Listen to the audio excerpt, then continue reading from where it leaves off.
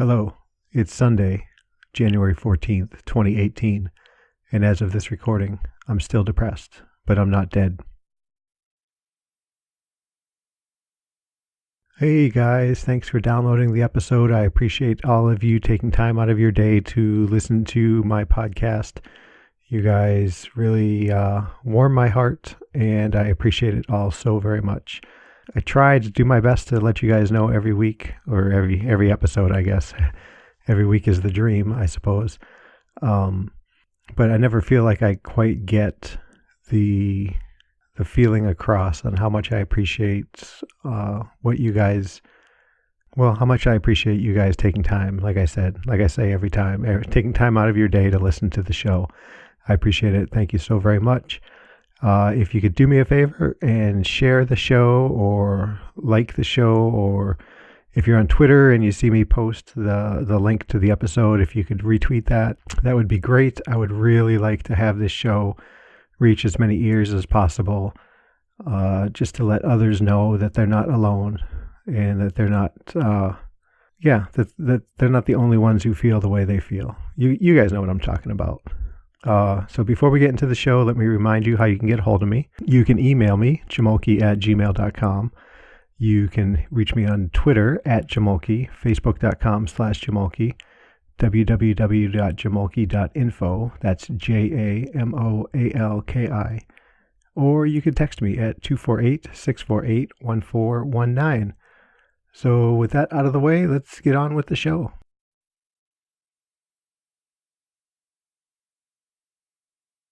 So I know I said that I was going to revamp the music structure of the show, and I realize I haven't done that yet. I'm not really sure. I just need some kind of sound in between the opening kind of housekeeping stuff and the show, just to demarcate that line. I guess I should just buckle down and find something so I can do away with that second piece of music.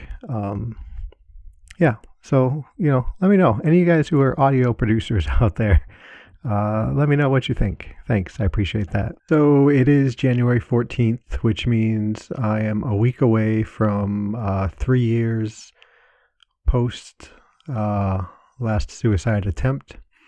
And I only bring it up just in that it's notable in the time of year. I'm not worried about it.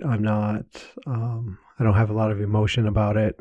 That's probably because I don't have a lot of emotion about anything. And I want to get into that. That's pretty much what the topic of the show is today. But yeah, it's not, I know I have friends who, their 7-year anniversary of their last attempt, and they're anticipating a long night, and they are anxious about it. They have a lot of emotions about it. And I don't bring it up as a way to calm myself or anything like that. It's just notable. You guys are part of the show here, and I share a lot of other stuff with you. So January 21st, 2015 was the date. So coming up here in just another week, and I think I am certainly doing better each year that's gone by. So we're going to take that as a win, progress, yay me, yay everybody. So what about this topic of emotion and lack of emotion? I have a couple topics here, and I'm not going to use any names on how they got to me.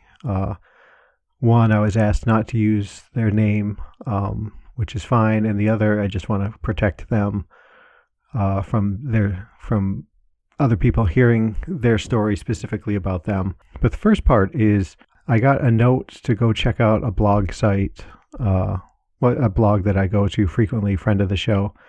And this person had said that I unknowingly saved their life the other day. And I thought, oh, okay, you say like, oh, this coffee saved my life, that kind of thing, right? So I went over, I read the post, and this person has been struggling as of late, and they had a particularly bad day where they felt like they weren't being a very good parent, and really got down on that, and got down on themselves, and down about this, down about that, and they actually made the decision that, okay, this is it. I'm going to take my life, and that's it. Planned it out, and it's going to be the following day, and I'm sorry, my memory, I'm sketchy on the details exactly, but essentially it was going to be a death by car accident. And while they were cleaning off their phone of all incriminating evidence, they noticed that I had put out a new show, which was the last one I put out. And for some reason, they chose not to delete that episode. And as the morning went on, they found themselves, they played the podcast, and the line was, hearing my friendly voice was enough to change their plans for the morning. And essentially, and I don't mean to sound like I'm bragging, but I mean, essentially, my podcast, this show here, stopped them from committing suicide. And they gave credit to me for such things. So it was the other night that I got the Twitter message to check this out. And so I was laying in bed already. And so I opened up the blog on my phone, read it, and thought, really my one thought was, boy, I'm really glad that this person is still okay, is still with us. Well, I know I would miss them if something were to happen to them. But it didn't occur to me until the next morning. Should I have felt something else about that? Should I have felt some kind of pride or internal happiness or internal satisfaction knowing that, this podcast did that? This podcast was able to give them maybe reason or give them pause in what they were doing so that they were stuck around and stayed with us. And I didn't. In fact, I the night before I read it, and like I said, I was grateful that this person was still with us. But I just rolled over and went to sleep and didn't think about it again till the next morning. And having these questions about if I should feel something about it, and realized that I felt nothing about it. I didn't feel, like I said, I didn't feel happy that this show was part of that success story. I don't feel any closer to this person for it. I don't feel really anything about it other than I'm glad that they're still with us. And I wanted to know what you guys thought, because I mean, not that I should walk around, bragging or being cocky or arrogant about it, but shouldn't I have felt something? I don't know. I shared the story with Nora, and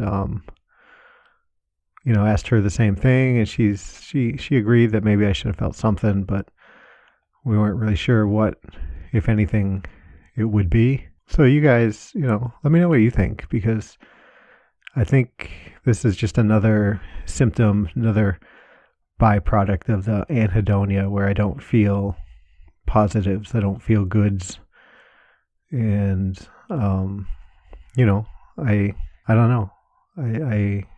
I don't know. I guess I don't know. What do you guys think? And then the other thing I wanted to get into a little bit was, and this may be a shorter episode, sorry guys, is the question of, do I actually love others? And this came from a new friend of the show who did ask me not to use their name, so I will not. The question came through, it says, you have your kiddos and Nora, like I have my girls and hubby. We love them, but how does our love feel? How does it work?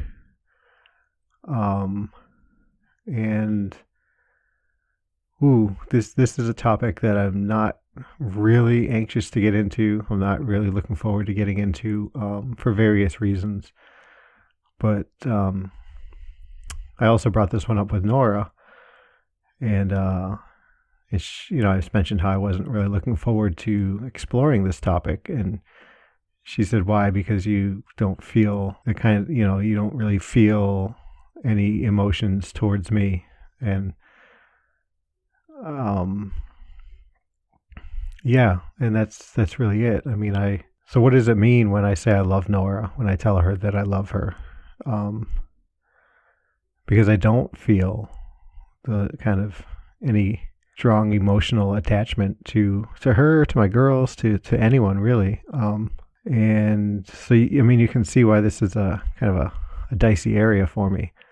I know there are friends and family of our marriage who do listen to the episode. So,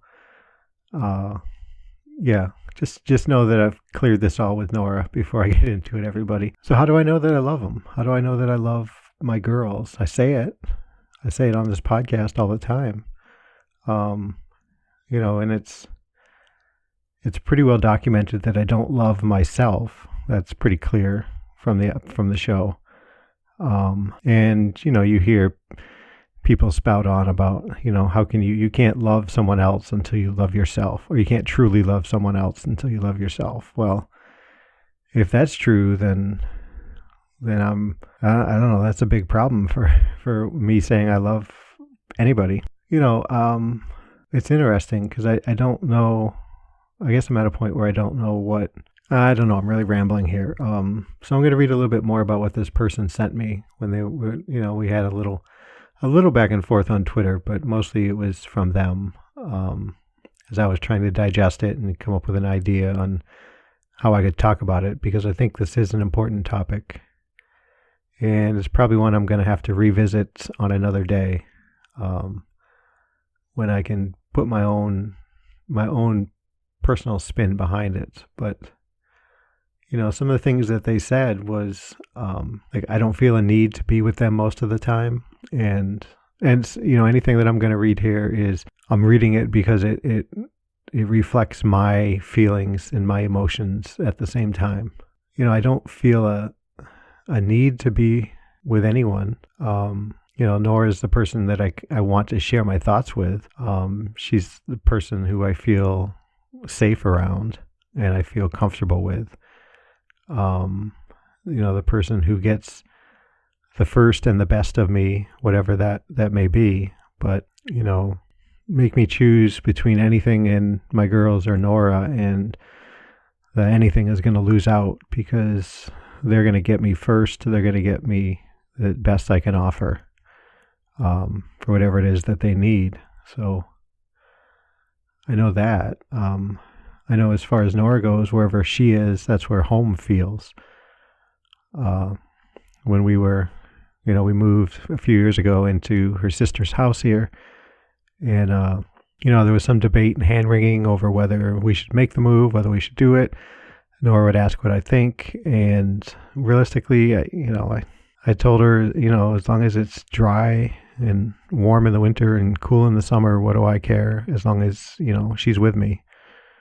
And that's true. But at the same time, I feel like if I had, boy, this is tricky. I don't feel like I need to be with anybody.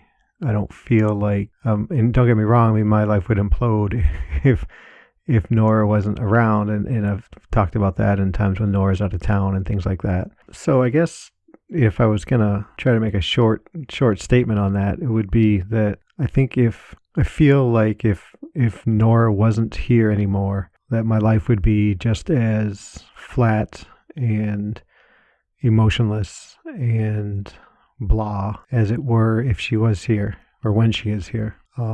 So what does that mean, right? I mean, that sounds horrible, awful, horrible. For me to say that this woman who I married, who I love, there's that word again, that I don't feel like I would, like my emotional state, my needs would change if she were no longer here. I feel like I would just kind of move on with my daily life as what it is, I guess. And this person says, I don't get sad if I think of never seeing them again. And that's true. I don't feel sad over that. It's just it's a weird disengagement, where, intellectually I know that I want to be with Nora, and intellectually I know, I feel like I talk about this intellectual versus emotional, and it every time I say it, it sounds like crap to me. But Intellectually, I know that being with Nora is the best thing for me. Intellectually, I know that I want my girls to have the best that they can have. But emotionally, I'll be honest, I just don't care. If something came up and Nora needed me, bang, I'm there. Like I said, she gets the best and the first of me. If something came up and my girls needed me, I'd, give Nora a kiss and say, hey, I've really got to go. And she gets that because they also get the best and the first of me. Like the thought of them not existing anymore is a flat emotion for me. The thought of, maybe this is kind of selfish, I guess, but the thought of them existing but not being part of my life is troublesome to me. I don't like that thought. But if something out of my control were to happen, I don't know. Geez, I'd like to think I'm not as cold and heartless as to say if they were to die that I wouldn't cry. But I don't know. I don't know if I have that ability in me right now. It's kind of a mixture between probably medication and my, standalone emotional abilities right now. So also they say many times I have to force myself to enjoy the moments that are special. And while I appreciate it as that it is special for most, I'm kind of indifferent about it. And, last night Nora and I went to her work holiday party. Yeah, I know 3 weeks after the holidays, but that's fine. And it's, a special thing. We got to get dressed up and go out and, have some nice food, and, she could socialize with friends from work without necessarily having to talk about work. It didn't feel special to me. I was kind of like, okay, Nora feels like she has to go. And, I'm her husband and I want to support her, so I'm going to go. But I wasn't particularly excited, enthralled, really interested in doing it. And I wasn't particularly miserable while I was there. There were plenty of other spouses or boyfriends or girlfriends who were there, and they were, clearly they were pretty miserable being there. And I wasn't. I was just kind of, okay, here I am. Yay this. And I talked about the cruise that we went on, and when I came back and I didn't feel like anything from it. I talked about, heck, our wedding at Cape Cod, and I came back and really hadn't felt much about it. And I think a train's coming by. So, they said last time I took a family vacation, we took a week and they couldn't wait for it to be over. And I don't think that I was ever in that kind of situation where I just couldn't wait for it to be over necessarily. But, special time with my special people isn't special. And this is true when I go and see my girls. And every time I go and see my girls and come back, I say it was good. And kind of because I feel like that's what I'm supposed to say. I go and do this 12-hour drive to get there, 12-hour drive to get back. And, we try to pack in as much good stuff as we can while still being responsible. And, I don't really enjoy that time when I'm there. I don't really come back and think, wow, that was just fantastic 4 days that I had with my girls. I generally just feel like, okay, I got to see my girls. Yep, I got to do the things that intellectually fatherly that I feel like that are my responsibility to, talk with them about different things or offer up opinions or advice while having fun and still trying to teach them manners and things like that while we're having fun. And so in that sense, I always feel like it's a success of a trip to, fatherly advice, whatever. But emotionally, I don't ever feel fulfilled having seen them. I'm at a point now where I don't get excited. I never did, I guess. I never got excited on the way there, like, oh gosh, I'm going to see him, I'm going to see him, I'm going to see him.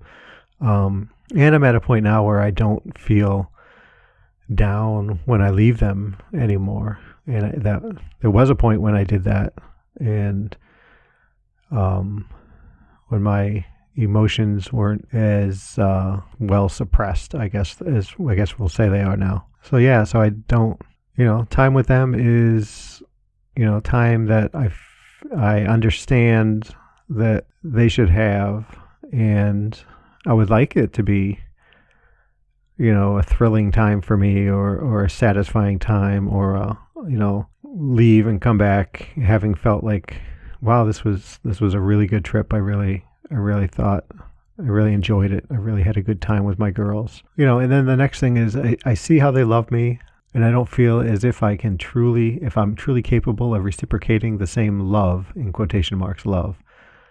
And yeah, I feel that all the time with Nora. She's such a sweetheart, and she's so caring and so willing to care for those that she loves, that, I don't feel, like I said, I mean, she gets the best of me when she needs it, or even maybe when she doesn't need it. But again, that's an intellectual thing. That's not like an emotional outpouring of affection or adoration for her. And I feel like it seems like that's what she does for me. So yeah, I don't know. That was kind of a weird little bit. So with my depression, again, this is from new friend of the show, I don't get excited that much. I don't get excited about much, and I don't look forward to coming home, but I don't want to be anywhere else necessarily either. And I guess that's where I say, like, wherever Nora is, home is. And,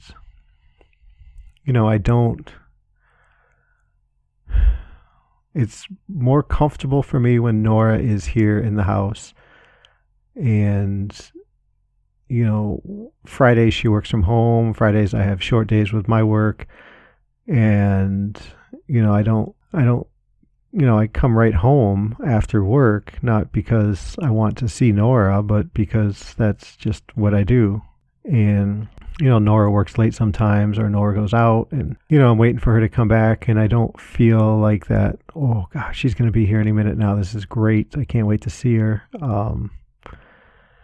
Or if Nora goes out of town and I'm waiting to pick her up at the airport, I don't feel like, it's more of a, again, this sounds like a jackass, but it's more of a chore or a matter-of-fact kind of thing that I go and pick her up at the airport. And I'm not like, I'm looking to see if she's coming down the stairs to baggage claim, but it's more because what else would I do? Not like, oh, I can't wait to see her. It's been a week. She's been gone. So this other person says, lately I feel more sad for my spouse than I do. I don't think they can fully grasp my mental illness, but they love me unconditionally and at all times. But when I look inside, I just don't feel that loving.